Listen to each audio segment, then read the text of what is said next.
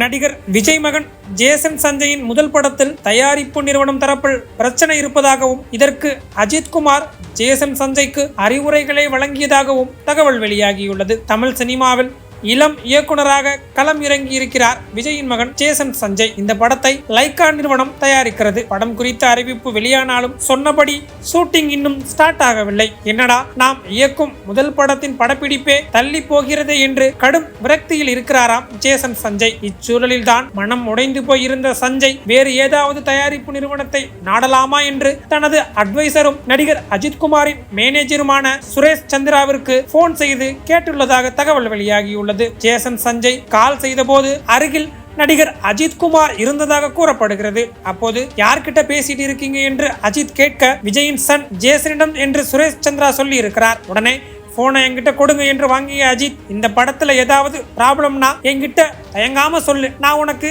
வேற தயாரிப்பு நிறுவனத்தை சொல்றேன் என்று அஜித் பேசியதாக தகவல் வெளியாகியுள்ளது.